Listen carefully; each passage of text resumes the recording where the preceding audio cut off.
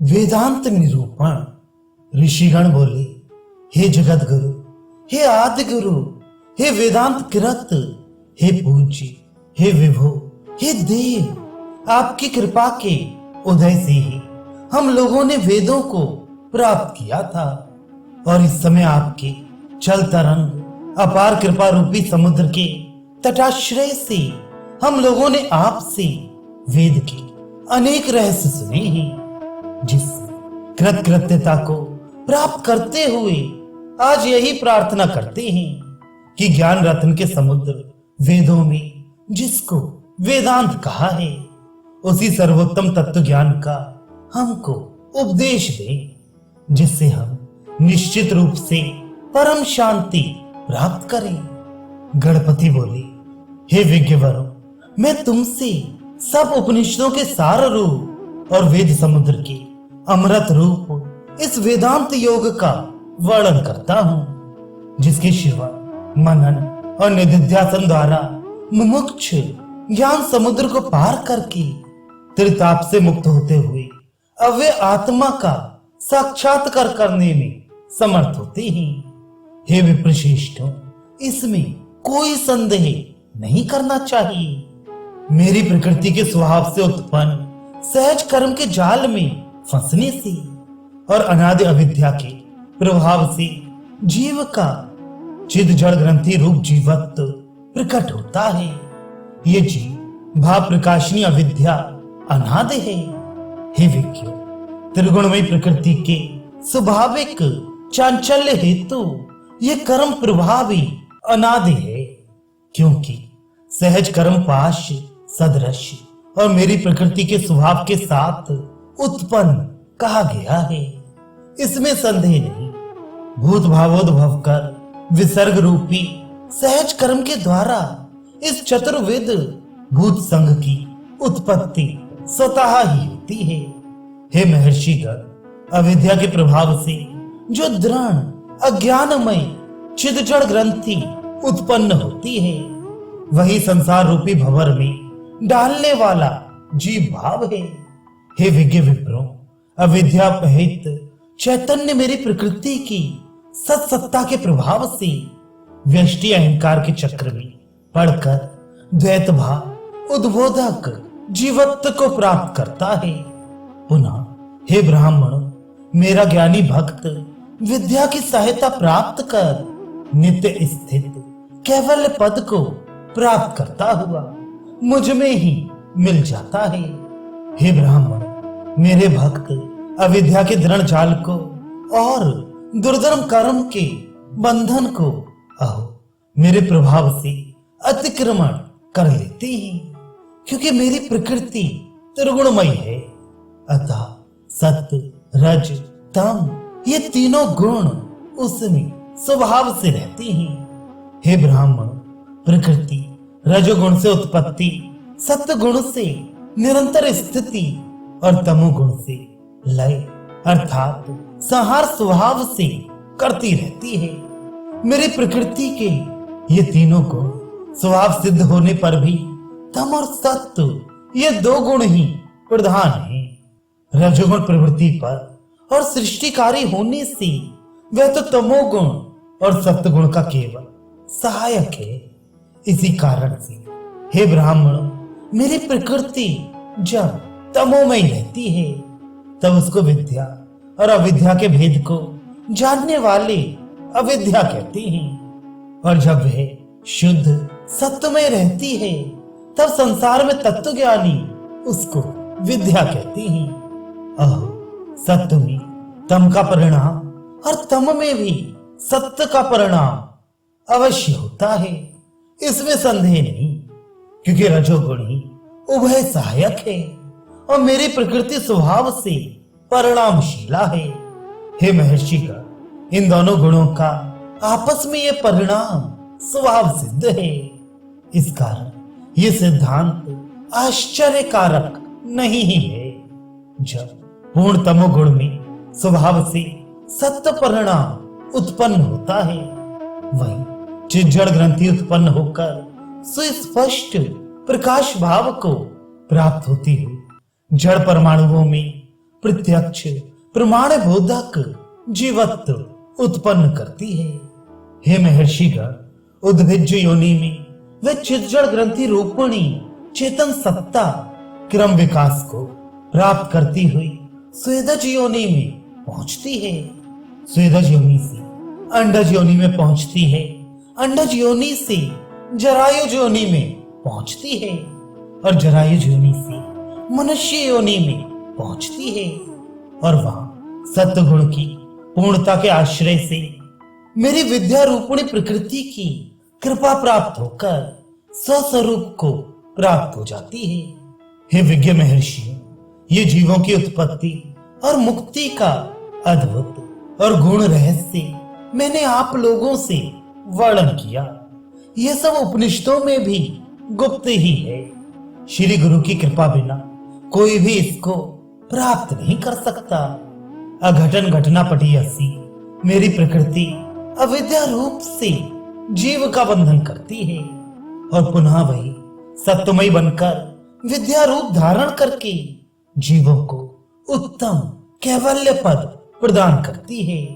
और जो जीव स्वाधीनता को प्राप्त करके विद्या की उपासना नहीं करते हैं, हे ब्राह्मण, अविद्या से आच्छन्न चित्त वे जीव निश्चय इस त्रिगुण परिणाम के चक्र में अनंत काल पर्यंत त्रिताप को भोग करते हुए अहो निरंतर भ्रमण करते रहते हैं। हे द्विजवर, विशेष लक्षण द्वारा जीव और ब्रह्म की सत्ता का अनुभव और माया प्रपंच रूपी सृष्टि का रहस्य आपसे मैं वर्णन करता हूं।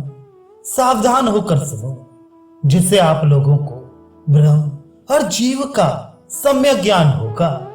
हे महर्षिगण, स्थूल सूक्ष्म और कारण शरीर से जो पृथक हैं, पंचकोशों से जो अतीत हैं, तीनों अवस्थाओं की जो साक्षी रूप हैं, चतुर्विंशति तत्वों की जो आधार हैं और अविद्या तथा माया रूप उपाधियों के द्वारा पीड़ितमान जो जीव और ईश्वर इन दोनों से जो भिन्न है, वही सच्चिदानंद स्वरूपवान ब्रह्म है, ऐसा बुद्धगण कहते हैं। हे तत्वज्ञानी, अब मैं यहाँ इन सब लक्षणों का यथाक्रम वर्णन करता हूँ। सावधान होकर सुनो। हे विप्रो, पंचीकृत पंच महाभूतों से बना हुआ, कर्मों से उत्पन्न और सुख दुख आदि भोगों का जो स्थान है, अर्थात जिसके द्वारा सुख दुख आदि भोग होते हैं एवं वर्तमान है, उत्पन्न होता है, बढ़ता है, परिणाम को प्राप्त होता है, क्षय होता है और नाश होता है। इन छह भाव विकारों से जो युक्त है वह सर्वथा क्षणभंगुर स्थूल शरीर है।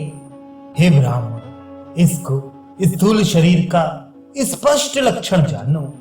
हे विप्र, अपंचीकृत पंच महाभूतों से ही बना हुआ, कर्मों से उत्पन्न और सुख दुख आदि भोगों का जो साधन रूप है एवं पांच ज्ञानेन्द्रिय, पांच कर्मेंद्रिय, पांच वायु, एक मन, एक बुद्धि, इस प्रकार 17 कलाओं से युक्त होकर जो स्थित है वह सूक्ष्म तत्वों से बना हुआ सूक्ष्म शरीर है। हे विज्ञ, अनिर्वचनीय अनादि अविद्या रूप स्थूल शरीर और सूक्ष्म शरीर का एकमात्र ही कारण अपने स्वरूप का अज्ञान स्वरूप एवं निर्विकल्प रूप जो है वही जीवत्व प्रतिपादक कारण शरीर है। अनादि जीव प्रभा की अलग अलग जीव सृष्टि के प्रारंभ में जड़ और चेतन की ग्रंथि बांधने वाली जो प्रथम दशा पैदा होती है वही जीव का कारण शरीर है। सूक्ष्म शरीर के संस्कारों में प्रतिक्षण परिवर्तन होता रहता है और इसी कारण जीवों को अपने अपने संस्कारों के अनुसार अलग अलग नाना विचित्रतामय स्थूल शरीर अवश्य धारण करने पड़ते हैं। परंतु हे विप्रो, सर्वथा अनादि अविद्या मूलक और दो शरीरों की मूल कारण रूपा एवं चिरात्मा को ढकने वाली और विकारहीन जो दशा है, विद्वान लोग उसको कारण शरीर कहते हैं। हे विज्ञ विप्रो, आत्मा को अत्यंत आवरण करने वाले अन्नमय, प्राणमय, मनोमय, विज्ञानमय और आनंदमय ये ही 5 कोश हैं। इसमें कुछ भी संदेह नहीं है। हे विप्रो, कोश शब्द से आच्छादन, छिलका, आवरण आदि और तदर्थक अन्य शब्द भी समझने चाहिए। जैसे प्याज में एक के ऊपर दूसरा छिलका रहता है, उसी प्रकार जीव शरीरों में 5 कोश समझने ही उचित है। हे विप्रवर, प्रथम आनंदमय कोश होता है, उसके ऊपर विज्ञानमय कोश होता है, उसके ऊपर मनोमय कोश होता है, उसके ऊपर प्राणमय कोश होता है और इन सबों के ऊपर ही अन्नमय कोश होता है।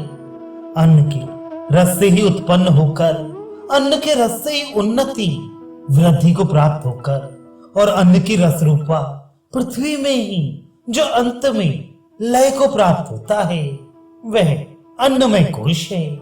इसी को स्थूल शरीर कहते हैं। हे मुनिवर, सूक्ष्म देह का लक्षण सुनिए। हे महर्षिगण, प्राणमय कोश, मनोमय कोश और विज्ञानमय कोशों का ही सूक्ष्म शरीर होता है, ऐसा वेद पारगामी ब्राह्मण गण कहते हैं। प्राण आदि 5 वायु कर्मेंद्रियों के साथ मिलकर ही अहो प्राणमय कोश इस नाम को प्राप्त होते हैं। एक ही मन 5 ज्ञानेंद्रियों से मिलकर ही मनोमय कोश नाम से विद्वानों के द्वारा कहा जाता है। एक ही बुद्धि 5 ज्ञानेंद्रियों के साथ मिलकर विज्ञानमय कोश नाम को धारण करती है, इसमें संदेह नहीं है।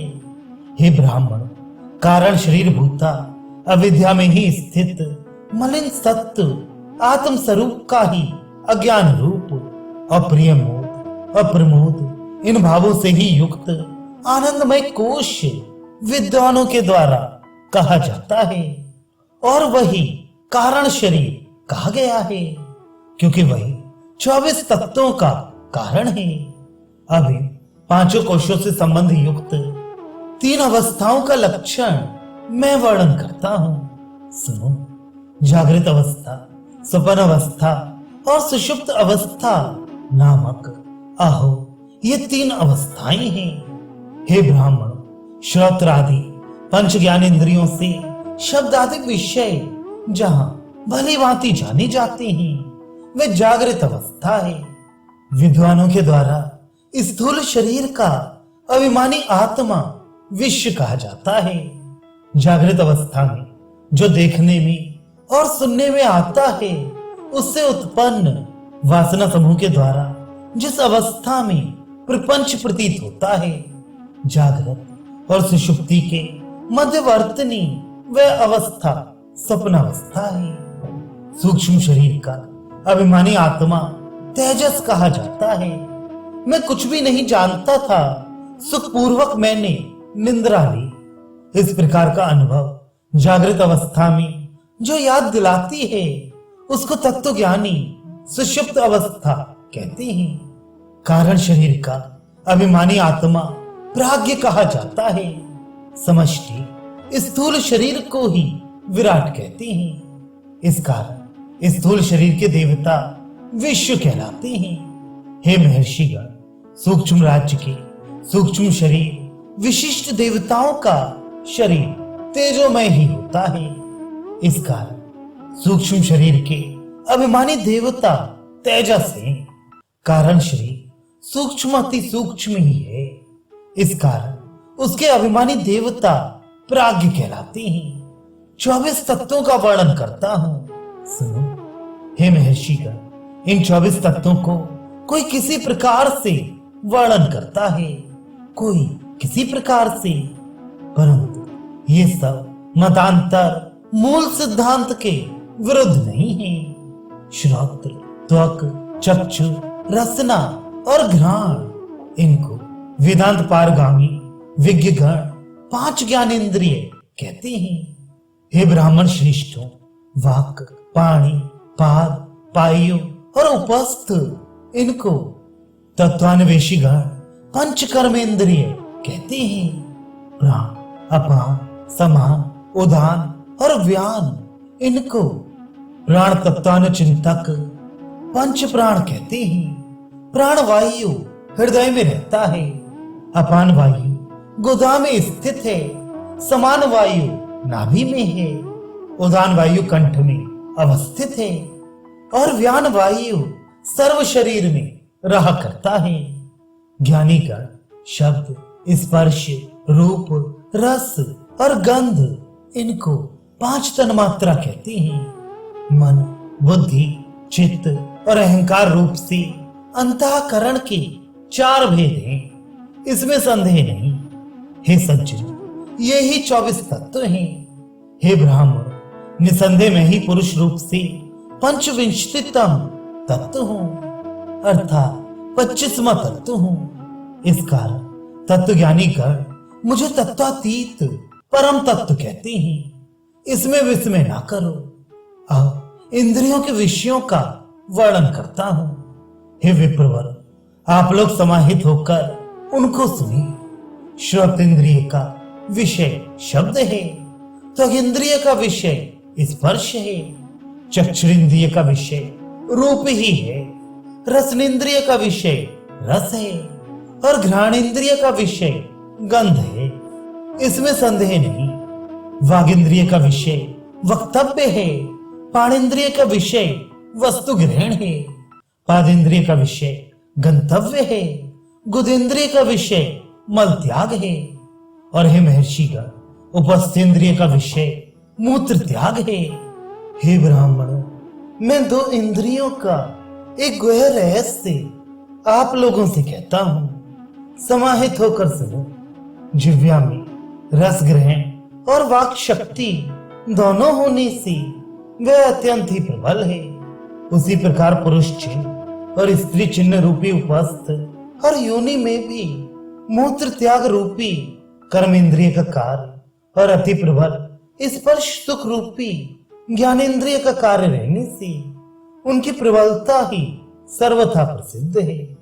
अंतःकरण चतुष्टय अर्थात चारों अंतःकरण के संकल्प करना, निश्चय करना, स्मरण करना और अहंकार करना यथाक्रम ये चार विषय हैं। हे विज्ञ महर्षि, अब तत्वों के अभिमान को धारण करने वाले अधिपति कहे जाते हैं। सुदत्त चित्त होकर आप लोग सुने। दिक्, वायु, अर्क, प्रचेता, अश, वह, इंद्र, उपेंद्र, मृत्यु, शिव, चंद्र, ब्रह्मा, रुद्र और क्षेत्रज्ञ ये सब अधिपति हैं। श्रोत इंद्रिय के देवता दिशाएं हैं, त्वग इंद्रिय की देवता वायु ही हैं, चक्षुरेंद्रिय की देवता सूर्य हैं, रसनेन्द्रिय के देवता वरुण है, घ्राणेन्द्रिय के देवता दोनों अश्विनी कुमार हैं, वागेंद्रिय के देवता अग्नि ही है, पाणेन्द्रिय के देवता इंद्र हैं, पादेन्द्रिय के देवता उपेंद्र हैं, गुदेन्द्रिय के देवता मृत्यु है, उपस्थेन्द्रिय के देवता शिव है। रसना और उपस्थ आदि में द्विविध शक्ति निहित रहने से उनके प्रत्येक के ही दो दो देवता हैं। रसना वरुण और अग्नि की पीठ रूपणी है। हे महर्षि, उपस्थ और योनि में शिव, वायु और प्रजापति का पीठ विद्यमान है। इसी कारण सृष्टि कार्य में लिंग और योनि की प्रधानता है। हे विप्रवरों, इसमें कुछ संदेह ना करो। मन की देवता चंद्रमा, बुद्धि के देवता चतुर्वक्र, अहंकार के देवता रुद्र और चित्त के देवता क्षेत्रज्ञ है। हे विज्ञो, यहाँ मैं अंतःकरण के विषय में कुछ उपनिषद का ज्ञान आपसे कहता हूँ। दत्त चित्त होकर सुनो। मन, बुद्धि, अहंकार और चतुर्थ चित्त, इन चारों को अंतःकरण समझना चाहिए। केवल ब्रह्मा ही इस अंतःकरण चतुष्ट के ही अधिदेव हैं और इसी कारण वे संसार में चतुर्वक्त कहे ही जाते हैं। यह चारों में बुद्धि का प्राधान्य ही कारण जानो। माया रूप उपाधि से युक्त ब्रह्म को विज्ञ लोग ईश्वर कहते हैं और अविद्या रूप उपाधि से युक्त ब्रह्म जीव कहा जाता है। हे ब्राह्मण, वेद में वर्णित इन अविद्या और माया में आकाश पाताल के समान सदा भेद प्रतीत होता है। उन दोनों का पार्थक्य संबंधी विज्ञान यहाँ आप लोगों से कहता हूं। अविद्या जीवों को सदा अपने अधीन करती हुई अपने में उनको बांधकर फंसा लेती है, किंतु अब महामाया विद्या स्वरूपिणी होकर सर्वदा ईश्वर के अधीन रहती हुई और उनकी सेवा करती हुई जगत की सृष्टि स्थिति लय करती रहती है। इसलिए इन दोनों में बड़ा अंतर है। मेरा शरीर है, मेरे प्राण है, मेरा मन है, मेरी बुद्धि है और मेरा ज्ञान है। इस प्रकार से पृथक पृथक रूप से पांचों कोशों की प्रतीत होती है। हे विप्रो, जैसे हमारे हैं इस प्रकार जाने हुए अलंकार और घर आदि अपने से भिन्न होते हैं, वैसे ही पंचकोश हमारे हैं इस प्रकार जानने के कारण आत्मा कभी नहीं हो सकती है। अर्थात पंचकोश आत्मा नहीं है, किंतु पंचकोशों के जानने वाले निश्चय ही आत्मा है। इसी रीति से ही हे विप्रो, स्थूल शरीर, सूक्ष्म शरीर और कारण शरीर, जागृत अवस्था, स्वप्न अवस्था, सुषुप्ति अवस्था, ये तीनों अवस्थाएं पूर्वोक्त 24 तत्व जीव और ईश्वर, ये कभी आत्मा नहीं ही हो सकती हैं। इस प्रकार तत्व ज्ञान की सहायता से यदि आप लोग नेत नेत विचार द्वारा सब स्थूल को छोड़ते हुए सूक्ष्म के अन्वेषण में तत्पर होकर निरासक्त होंगे, तो सर्वदा तत्वातीत पद में स्थित होकर वहां मेरे दर्शन को प्राप्त कर सकोगे। मैं पंचकोशों से परे और सब तत्वों से अतीत सच्चिदानंद स्वरूप हूं, यह निश्चय करके जानना।